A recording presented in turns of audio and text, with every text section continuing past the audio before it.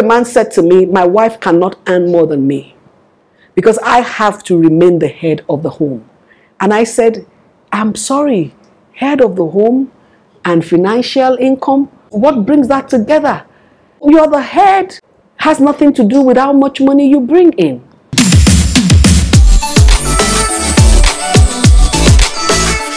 You're listening to Family Today with Funmi Johnson. This is Family Today with Funmi Johnson, and it's another beautiful Friday morning. Last week Friday was hot. It was smoky, it was fire. And I really was excited about the woman that we're able to counsel. And I'm sure a lot of women have been blessed by that counsel. Thank you so much. I couldn't let them go. I thank God for the wisdom that you carry and for God that is reigning in your life, making you to simplify the process of life. Today, we're still going to be talking to women, marriages, and husbands as well, you know. And there was a story that trended recently about this lady. She said her husband went to work and wanted to eat. Then a lady brought 2 spoons and said, husband, someone else's husband will eat with me. And the husband came home and told the wife, and the wife decided, you know what, I'm going to be making food for you to take to work. So the woman woke up at 4:30, made sure that food was ready for the husband, and made sure she put only 1 set of cutlery so that there's no mistake that the man will go and share the thing. And then the thing became an issue online. Some people say, nonsense, are you a slave? Why would you do something like that? Why would someone run your life? Blah blah blah and all that. As that was going on, some other group came up and said, you're a good woman. That's a virtuous woman. The bank said we would double any amount in your bank account. As at the last time, I know she had like 2.5 billion. Some people gave her a house, different things. So again, today I have Christy Aniefiok Fadipe, who has been married for 20 years. I have Buki Uviase. This year will make 10 years that she's been married. And I have myself. Let's talk about cooking in the home. How do you manage cooking? Let's start with Buki first. Thank you very much for having me again. It's really a pleasure being here. So cooking, I think it depends on the kind of man you marry. But basically, I try to do my general cooking weekends, do all my soups and all that, put them in the freezer, then do my normal frying of plantain, make my rice, my stew. So it's easy for us. I also have a timetable for my children's food. They take to school, and I also have the one for the house. So that's, I was able to put that together over the years, and that's how we do cooking in my house, basically. I remember when you got married, Buki, and she said to me, she said, my husband said my best food is food. I was like, okay, my best food is food. What really does that mean? And then she made me understand that the man eats anything. So for Christy, Christy is a teacher of chefs. She's a food processing expert. What do you have to say about this cooking thing? And then we will now talk about that. I think it depends on the individuals and what you want to achieve. Ooh. If it's just me and my husband, anything goes. But I'm very particular about the children and about having generally healthy meals. My husband has worked in places where getting proper food is difficult. So I try to make some effort as practically as I can. But where it's not possible, like I always say, have an honest conversation on what can work. I told you when we first got married how I tried to finish the man. So that by the time I'm done with him, the first one here, he will know he married a Calabar woman. Then one day he had to call me and say, Jabreko. Because when I begin to lay demand, you won't be able to make it. And it did a 360 for me. But I tried to balance it. And it's all about balancing. So I understand the need. If your husband works in a place where doesn't have access to good food, you may need to plan. 4:30 could be an overstretch, because after a while, it could begin to affect you physically and psychologically. And what started as a good thing becomes stress. And you begin to blame the man. You're not appreciating all this effort and putting into it. You may need to have some method, and you mustn't necessarily do the cooking. Doing that cooking sometimes by yourself can be exasperating. You may need to get some help. Let me ask a question. This is going to be a very controversial question. Is it a woman's job to cook? So the answer is no. Really? Why would you say that? Cooking is a life skill everyone must learn. It's a life skill. So what? But our mothers cooked. So with the current situation and where we are right now, women travel, women go to work, things are changing. I travel. So what happens when I travel? Your husband will not eat until you come back. So those are the questions. It's a life skill. Now, they may not have your level of dexterity when it comes to cooking, but there are some basic skills. You must know how to use the microwave. You must know how to do basic, maybe boiling rice or something. It's a life skill. We have to teach our sons the basics of this life skill. It's a life skill. Cooking is a life skill. It's a life skill. It's not a woman's job description. It's a life skill. It's not a woman's assignment. Yes, so my son, right from when he was, I think, 8, there are basic things he could do for himself. And he's very proud to do those basic things. I had my sister stay with me, and she'll feel, let me quickly, the boy will say, sorry, auntie, I've got this. And he will do his lunch. And she was quite surprised and impressed. And it's been like that. It's a life skill everyone must learn. Thank you. Buki. Why is it that women subconsciously take up the ownership or responsibility of being the cook or the food provider or the cook maker? I mean, the food maker in the house. Like I'm laughing because, my own home is actually very different. I said in the beginning that it depends on who you got married to. My husband likes to cook. Oh, I think we should ring the bell for that's a good one. So my husband is very into making beans. My husband loves to make beans. That's the special skill. We will parboil the beans halfway, leave him to go and finish it up, or he will do it from beginning to end. He loves to do it. So like if he has time to do the weekend, he wants to make beans. But my husband goes to work, and when we make breakfast for the kids in the morning, we make his own food as well. If he wakes up earlier, he could do it. He doesn't really have any issue with making food. So food is not a problem in my house. Like just what Mr. Johnson said, my husband's best food is food. He has no food preference. So again, my situation is not like many people's situation. Mine is very different. Food is easy peasy in my house. So, but what do you say about a woman? Let me give you the story. This is real life. They came to me for counseling. A husband and a wife, they both work in the same bank. But the woman didn't change her name because I think the policy of the bank is that husband and wife cannot be married as staff, but they were married. And they had one child at that time. Right now they have 2. So this woman wakes up when the man is still snoring to make breakfast and lunch for the husband so that the husband will not eat out. I wouldn't know whether he was doing that because they couldn't afford to buy food outside or was doing that to keep the wife. Then one day she found out that the food she makes for the husband, someone else in the branch made her realize that the husband was giving the food consistently to another lady. The food she wakes up to make. And then she came to me for counseling, crying. So what do you say about that, Buki? That's deep. If a generous man, what all of he eats then? What's he eating if he's giving his food out? Maybe he doesn't like the food. I had a business partner. We were working construction together that the wife made food for, and each time this man gave the food out to the laborers, to the unskilled workers, and I had to look for a way to tell the wife that do you want to change the cooler? Maybe the food gets cold, or do you want to actually check maybe this man doesn't like the taste, or maybe the food preference. I was just using ways without telling her that the food was not being eaten. So what do you want to say about that to women? Like everybody in their home has to have conversations, like this morning when I was leaving the house, I was just saying that my husband wants to eat fish and this thing and all that. Maybe he might be fasting, I don't want to eat.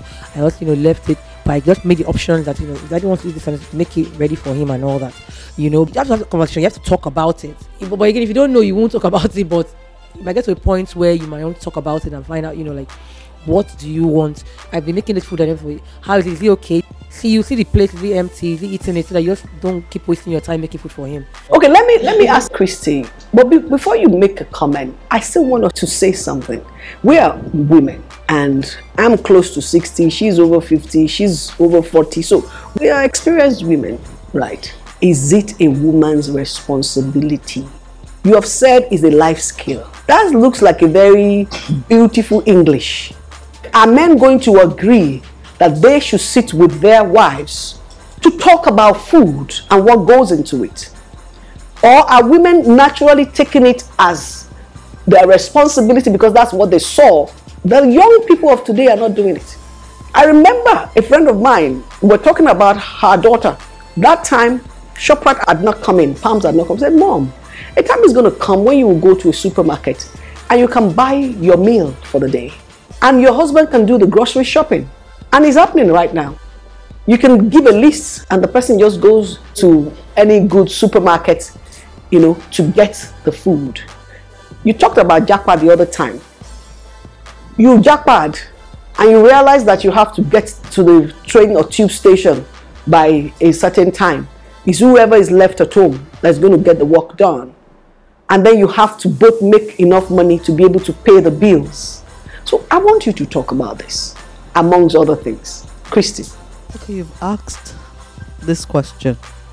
Is cooking the responsibility of the woman? You can please justify by anything. Is it in the Bible, or is it handed over to us by tradition? Is it life? Is it natural? Is it because of the nurturing nature of a woman? But I want to know, because a lot of times we just take it on board and we think it's our responsibility and we don't even make a good job of it. So it's the same way we ask, who is the breadwinner of a home? And we keep going on, and who is the breadwinner? Who should pay for the house rent? Who should pay for this? And those questions will never end, and they will continue and continue, because we're all influenced by culture, our backgrounds, our personal life experiences. Yes, our personal life experiences, our fears. Our fears also influence us. If I don't cook for him, some other woman will do. I'm trying to impress him. I want to know that I can cook. So some of those things come out of fear. What will my in-laws say if they come home? My husband is the one making beans and I'm sitting down in the computer dealing with customers. Do you understand? And there are conversations, like we said last week, you must have before you get married. Because sometimes we are all dating, and we're not talking about real life issues. And we get into marriage and it now becomes, things fall apart and exacerbated, and then we get bored in the middle. And then Christy, a lot of men love to be breadwinners. I'm picking my words. They love to be. They love to be in control. They love to be able to say, I bought my wife a car. I'm the one that is paying the rent or buying the land or building the house. They love that, right? And the woman also, a lot of women lie and say, oh, my husband bought this for me. It's a lie. They bought it themselves. They want to pose to the other woman. So even though we're saying, who is the breadwinner? Who is doing this? Yet behind, we are enjoying what the accolades that come with it. So how do we balance this? So we go back to, what's the purpose? Are we living for others? Are we living for the accolade of others? Or where are we going to in this marriage? You have to decide all that question. What kind of community, what kind of family are we building? What kind of people do we want to belong? How long is this journey going to be? At what point do we want to stop pretending and lying? Integrity, honesty is important and sacrosanct in any marriage relationship. Now, is it the responsibility of the woman? Women may have more dexterity, maybe by virtue of their upbringing, by virtue of their nurturing disposition. Sometimes when your husband comes in, understand how it happens now. He wants to cook 2 kilos of chicken, half a kilo goes into tasting before it comes out. You understand? So you now decide, Joe, so that I don't go broke, or so that we don't waste money, let me take over this, because you also have the saving culture. We're going to go on a short break. We're going to go on a short break, and then we're going to continue this conversation after the short break. Paul says it is better for a single man to marry than to burn. Are you single, married, widowed, separated, or divorced? Join me on Family Today. Family Today with Funmi Johnson is one program that will bring you in alignment with who you truly are and open your mind to how you rock your significant interpersonal relationships while sidestepping the landmines culture, religion, and society have laid in your path. Family Today with Funmi Johnson goes where others are shy to go and shines the light in the dark corners others have forgotten. Tune in at 11:30 a.m. every Friday to listen to Family Today with Funmi Johnson on Inspiration 92.3 FM. You are welcome. The story is getting interesting. I'll tell you my background. My mom had 5 children. I was the only girl. So I grew up not seeing the difference between what a boy does and what a girl does. We eat amala every day in my house except on Sunday. So we call amala as usual. All my brothers except one can close their eyes to make amala because we have timetable as to the work. Then washing clothes was on Saturday morning. We all know because my mom is meticulous. And when you are rinsing your clothes, the water has to be like clean. That's how we grew up. I remember, when I was staying alone after I left school, the only person that could help me wash my clothes was one of my brothers. The people will say, oh, in university you have chef for sure. I don't give my clothes to chef for sure. Because I'm so meticulous about how the clothes has to be washed. So all my brothers can cook, like I said, except one, can wash clothes. Maybe the issue is they never saw it as a woman's job. Maybe in a lot of homes, these things are done by women. So subconsciously, it is the responsibility of women to do it. And then before now, in our parents' time, the men were doctors, the women were nurses.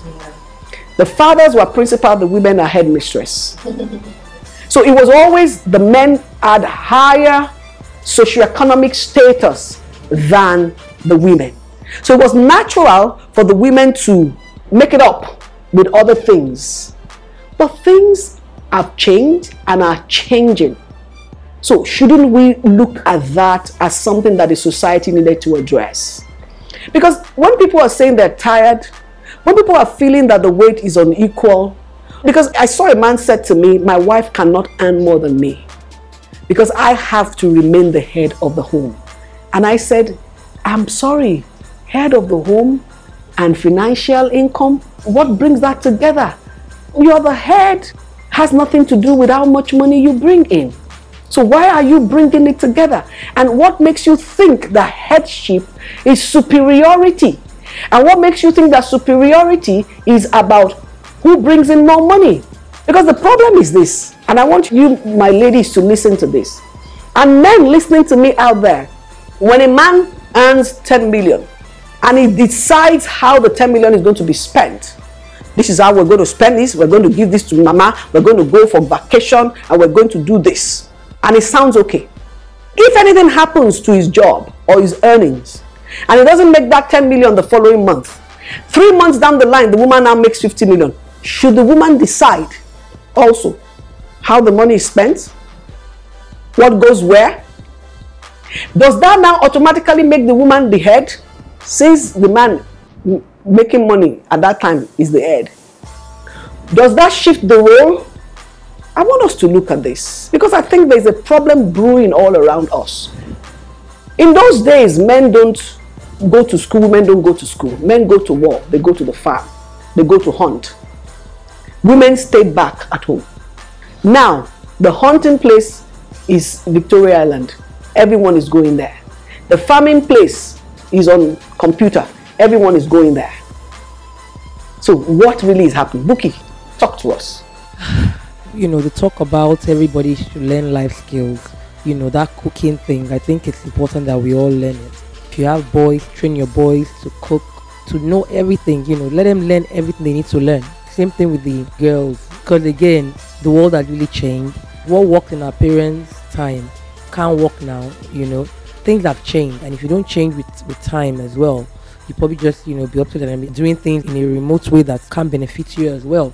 I think that's important for all of us to think through what can work. What works in my home might not work in your own home.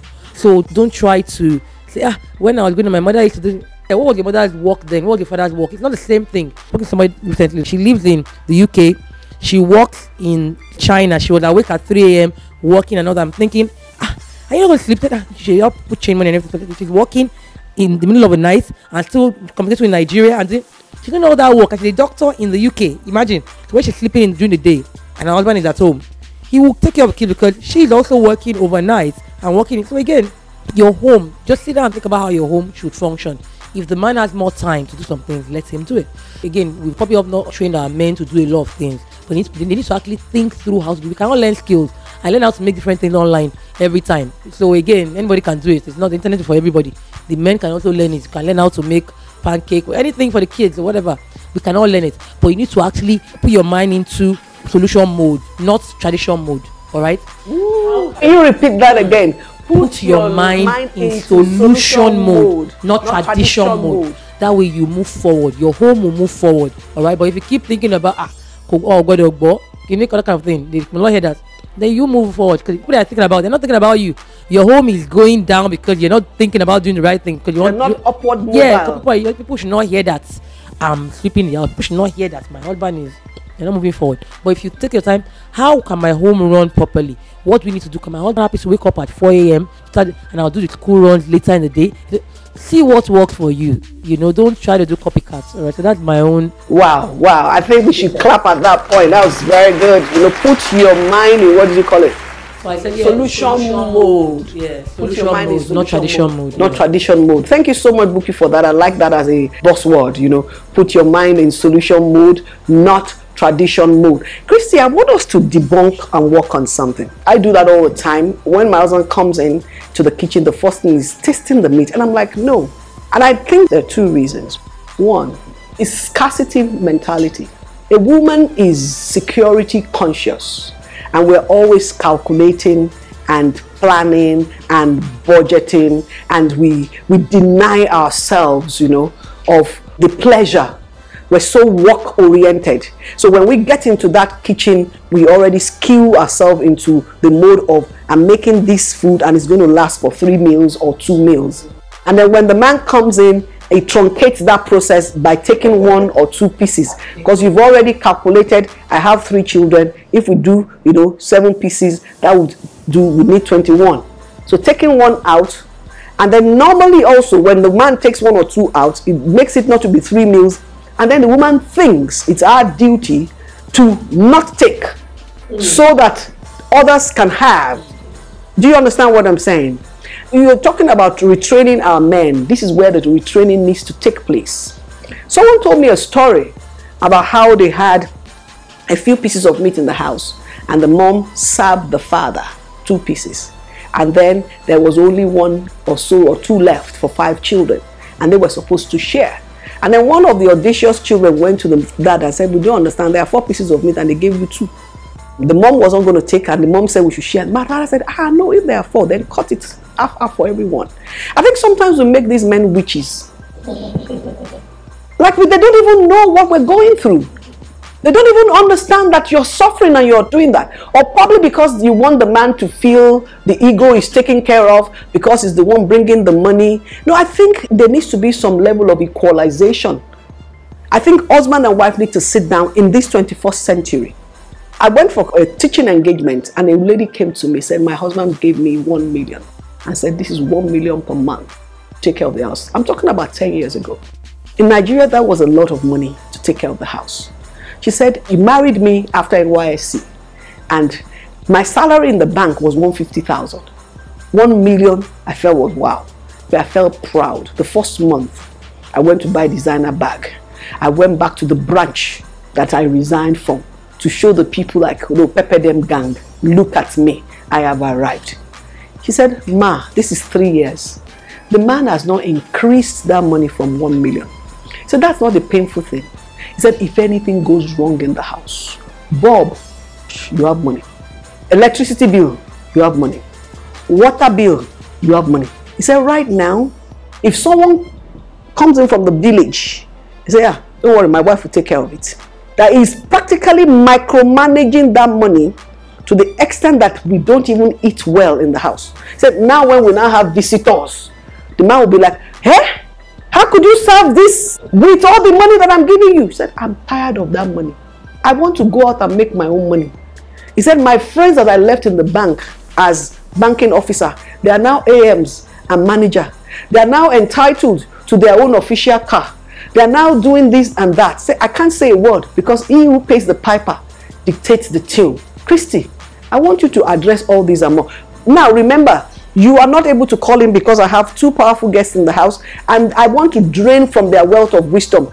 But you can follow me on Instagram, Facebook, YouTube, Twitter, TikTok, Threads, the Funmi Johnson. And if you have questions, remember to send us a DM. We will be ready to answer you. In case you are trying to get married, I have Event Style by Berry Place. They can help you manage your budget, whether you have it large or you have it small. Whatever you want to do, they will tell you their social media and you can follow them and you can get to know more. And if you're an event decorator, you want to rent your chairs, your flowers, all those drapes, the things you use, you can follow them. Now, do you want to start a food business? Christy Fadipe is a consultant par excellence. If you want to go into the food business and you don't know how to follow the terrain of Nigeria, she has worked with all the super brands in Nigeria and she still consults for some of them. If you're looking at food business running into millions, look no further. Christy Fadipe is your plug for that. So, Christy, we don't have a lot of time to finish this, but I want you to address this issue that you started. You are the one that started it. Thank you very much. I'll just tell a short story about myself. When I was in university, by the time I was graduating, I'm not exaggerating, I had at least up to 10 to 12 marriage proposals. It wasn't, I want to be your friend, I want to marry you. And I did a profile of all the people that wanted to marry me. They were that kind of man. I'll give you everything you want. I'll look after you. Anything you want. And I sat down and I thought of my life. And when I kept on seeing that image, double rapper time woman at home, sitting down, then maybe if they are nice to me, they'll open a shop. I said to myself, that's not the future. Woo. And I said, no. You see, there must be alignment of your personal dreams, purpose with who you want to marry. And then you must ask God, how do I want to go on this journey? Sometimes we are afraid to talk about ask God. You must really ask God.